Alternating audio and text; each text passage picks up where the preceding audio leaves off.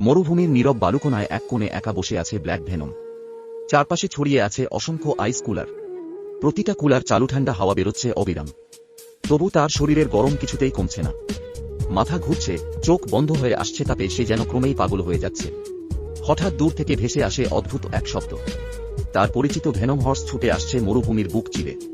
পেছনে টানছে বিশাল এক গাড়ি ভর্তি বরফ। ভেনম সেই দৃশ্য দেখে আনন্দে কেঁদে ফেলে।